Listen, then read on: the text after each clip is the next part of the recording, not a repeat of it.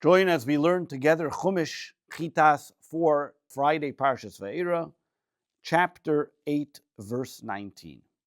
Yesterday we learned about the plague of lice and wild animals. Today we continue with the next plague. But we're in the middle of the plague of wild animals, where God says that the difference, you will see a clear difference between where the plagues occur in the city of Goshen. They will not occur as the Jewish people are there. Verse 19. I will make a redemptive distinction between my people and your people. Lemachar, tomorrow, you will see this miraculous sign come to be. Rashi v'samti fidus, sheyavdil bin ami v'in amecha, which will make a clear distinction between my people and your people. Verse 20. Vayas Hashem Cain, and God did so. Vayava Yorev Kaved, and a very huge mixed horde of wild beasts came upon the people. Beis of Pari, the home of Pari, Beis Avadav, and the home of his servants. Bechol Eretz Mitzrayim, and the entire land of Egypt. Tishachis ha'aretz mipnei ha'arev, was devastated by the animals who came upon them. Rashi Tishachis ha'aretz nishchas ha'aretz iskmalor, it was devastated, destroyed, because of the animals that came upon it. Verse 21. Vayikra Pari el Moshe v'Aaron, and Paro called Moshe and Aaron, Vayemer, and he said, L'chu, go, zivkul elikechem ba'aretz, and go serve your God in the land. Go bring your sacrifices in the land. Rashi, zivkul elikechem ba'aretz bimkoimchem. That means in the land of Goshen. Why do you have to go out into the desert? If the thing you want to do is bring sacrifices, do it here. Don't go to the desert. Vayemer Moshe, verse 22. Vayemer Moshe, but Moshe said, Lo nochin lasis kain. It would not be proper to do it here. Ki toyevas Mitzrayim nizbach l'Hashem alikeinu. Are we going to take the deity of Egypt and bring it as a sacrifice to our God, our God?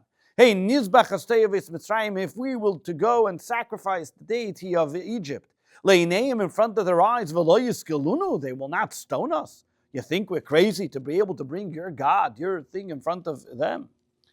Rashi, Toyevis Mitzrayim, Yiras Mitzrayim, deity of Egypt, what the people fear, their idol worship. Kemoi, Milkem Tevis B'nei Amoin, Eitz Yisrael Kedos Tayeva. The Jewish people call it something disgusting. However, it's what the Egyptians use as an idol. It's also said in other ways, it's something which will be hated by the Egyptians. It's something that we're going to bring a sacrifice because we are taking their idol and bringing it as a sacrifice, and that is something which will be disgusting by them. Bitmiya, like in question mark. Do you think that we can take their idol and bring it as a sacrifice and they're not going to kill us? Verse 23. We must take a 3-day journey. The Bamidbar in the desert. We'll bring the sacrifices to God. As God will tell us. 24. And Pari said, I will send you forth. You'll be able to bring sacrifices Bamidbar in the desert. But don't travel too far. Don't go too far. Hatiru ba'di, and pray for me. Verse 25, Moshe said, I am now going to leave your presence. And I will pray to Hashem. And he will remove the wild beasts from Pharaoh, from his servants, from his nation, machar, tomorrow. Rak, however, don't, only, al Yosef Pari, but let Paro not, hosel to mock me, by saying, I'm going to not letting the Jewish people go again to bring the sacrifices. What does the word hasel mean? So Rashi explains. Comes from the word kemoila hasel, like to say lies, to say different, to change his words. 26. Vayetze Moshe min Parei, and Moshe left Pharaoh's presence. Vayeter al Hashem, and he prayed to Hashem. Vayeter al Hashem, verse 26. Nis amitz betfilah, he prayed really hard. V'chenim ba, So too Leimer Vayatir Hayach Leimer Mashma Vayarba B'Tefillah. You can say a lot of prayer. Achshav Kishoimer Loshin Vayifal. Now that he uses the terminology that he did, Mashma Vayarba Lihispalil goes on the fact that he continued to pray in an immense way. Verse 27. Vayas Hashem Kidvar Moshe, and God did as Moshe said. Vayasar out of Mipari, and he removed the wild animals from Pharaoh, Me'avodav from his servants, Me'ame from his nation, Le'nishar Echad, not one was left. Vayasar Arif, if you look over here, it's something different. When it came to the plague of frogs, all of them were just left in herds there, in piles. However, not one animal was left here. They didn't die like the frogs did, Rashi explains. Because if they were to die, what would happen? The Egyptians will then get a pleasure that they can take and make beautiful alligator skin and hides from all the different animals that were there, the beautiful things that they would get. So therefore, they erase them with their skins. And because of that, they'll make nice garments, nice clothing, or nice tools from it.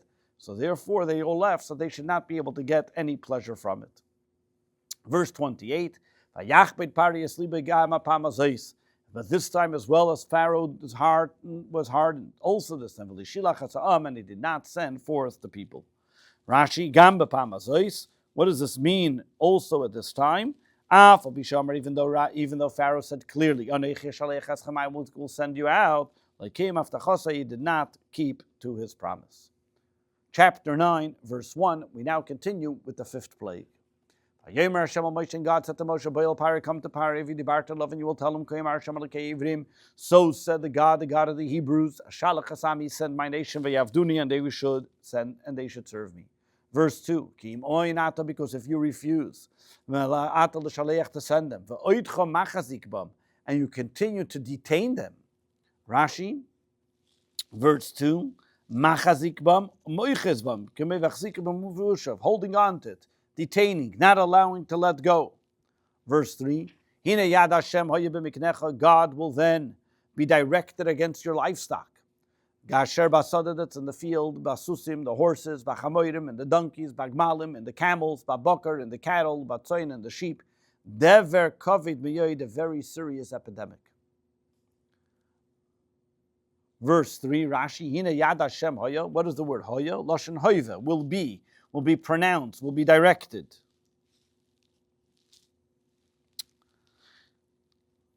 Kikenya Omer Beloshin Nekeva. This is also the terminology how it could be said in a female, a feminine connotation. Al she'over hoisa, and something that happened. Vala osi tiyeh, and what will be in the word tiyeh. Vala oimed, and something that's current. Hoya with a kamatz. Kemoi oisa roitza roya. Anytime I use a feminine connotation was with a kamatz at the main word. Verse 4, and God will differentiate when it comes between the cattle of the Jews and the cattle of the Egyptians, and nothing of the Israelites will die. Verse V'hifla, Rashi, V'hivdel, it will make a difference. Verse 5, and God made a fixed time, Lamer, saying, Machar, tomorrow, Yasa Hashem Adavar Azeh, Ba'aretz, tomorrow God is going to do this thing in the land of Egypt. Verse 6, Vayas Hashem es hadavar hazeh, and God did this thing, which was now we're at the time is 8th of Cheshvan. What happened was, Vayamas kol miknim Mitzrayim, and all the cattle of Egypt died. Umiknim b'nei Yisrael, and from the cattle of the Jewish people, from the livestock of the Jewish people, loimeis echad, not one of them died. Verse 7, Vayishlach Pari, and Paro was still not sure if this really happened, and he sent and inquired and discovered, and not one of the Jewish people's cattle, livestock died, ad echad, not one of them. Still in all, Pharaoh's heart was hardened, and he did not send forth the people. Verse 8, we are now in the 6th plague on the Egyptians. This is now the 15th of Cheshvan. God tells Moshe and Aaron, take for yourselves 2 handfuls of soot. Where are you going to take it from? Kivshan, piach kivshan, from a hot kiln. And Moshe should then throw it up towards the heaven, le'enei Pharaoh, in front of Pharaoh's eyes. What is this telling me? What's malei chafnechem? Meaning, is the amount that fills two handfuls. Piach kivshan, davar hanipach, something that flies. Min hagecholim, the dust, you see the soot that comes out of the coals, amumim and nisrafim bekivshan, that are burnt in a kiln. The word piach comes from the word hafacha, sharuach mepichan mafrichan, that the wind makes it blow, which is the soot that you'll see, the black stuff that's all over. Uzrake Moshe, and over here, the chol davar nizrak, anything, why doesn't it say vihi shlichai, that he will send it or will throw it? He says you have to really throw the chol davar nizrak b'kayach, anything that you have to use power to throw, ein nizrak ella biyadachas. The way you throw something with one hand, you're going to throw it well. Harei nisim harbe. So we see from here many different miracles that happened. Echad, number one, kumtze shel Moshe malech Ephraim shalai. That one handful of Moshe held two handfuls, one of his and one of Aaron's. And that's one miracle. Number two, and another miracle, that this little handful of soot that he threw up into the air went all over Egypt. Verse 9, and it will become dust all over Egypt. I'll call it all over Egypt. Will go on the man, the animal is shchin poireach. It will cause an inflammation, erupting into ababuis, into blisters, b'choleretz Mitzrayim, in all of Egypt. Rashi, l'shchin poireach ababuis, as the Targum explains, l'shichan asagi babuin, blisters, boils that can have big blisters in it, shal yodei tzamchin bohen, that they're going to continue to grow into become blisters and inflamed on the individual, lashin buis, into making boils. Shchin lashin chamimos comes from the word warm, because the type of boil becomes very warm on the person's skin. We find this a lot, where the word shchin comes to mean warm, like a year of the solar year, or warm year. I'm sorry, it's Shana Shchuna, which talks about in the tractate of Yuma. Verse 10. Vayikhu espiach hakivshan. So what did they do? They took the soot of the kiln. Vayamdu lifnei Paro, and they stood before Paro. Vayizrek oitza Moshe shamayim, and Moshe threw up the heaven. Vayishchin ababuis perech badum abahima, and it caused an inflammation that erupted into blisters on man and on the beast. Rashi, ba'adamu ba'behema, v'im toimar, you may ask, didn't he just say in the previous plague of pestilence that all the animals died? But there were only ones of the animals died, only on those that were out in the fields. Shnemer, as it says, on the cattle that would be in the field. And as we see later on, the one who feared God made sure to remove his cattle to the homes and not leave them in the field. So too we learn in Mechilta that when Pharaoh takes cattle and he wants to chase the Jewish people when they leave Egypt, where does he get them from? Those were the ones that were in the home, and they were protected from the plagues. Verse 11. And the magicians couldn't even stand before Moshe because of how difficult it came. Because of the inflammation.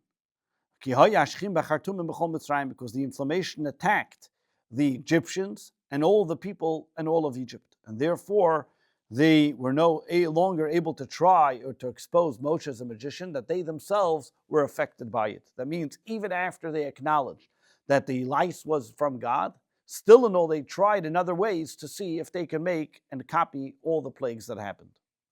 Verse 12, and God hardened the heart of Paro, and he still did not listen to them, as God said to Moshe that Pharaoh would not listen to them. Verse 13. And God says to Moshe, now we're at the 7th plague. This is now the 15th of Kislev, a month later. As we mentioned, every plague took about a month.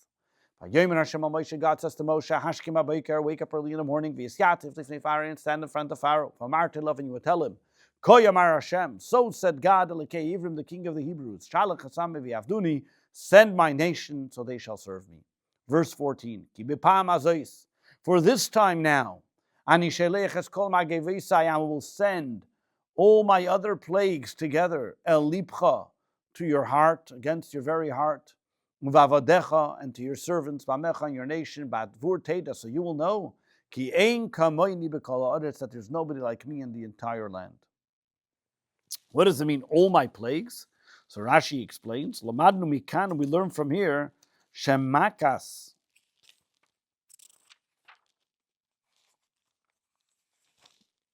batzeiras, that a plague that causes a hunger, that there is no food, shkula keneged kolamakis, is as bad as all the plagues. Because when it comes to the plague of hail, as we're soon going to see, that destroyed any food that they had. I mean, when they don't have any food, that was considered almost as death. Verse 15, Kiata shalachti es yodai, because of now I've stretched my arm, va'ach oischon, I've smitten you, badever, v'samcha, in your nation, badever, with pestilence, v'tikoched min ha'aretz, and you have been obliterated from the world, from the land. Verse 16, if ulam, however, nevertheless, bavur zeis, I have spared you, I have spared you, I let you stay. Bavur har oischa, so that I should be able to show you, in order that I show you, as koichi, my strength, ulaman saper shemi b'chol ha'aretz, and you can tell my name, and that my name should be resound throughout the land or throughout the world.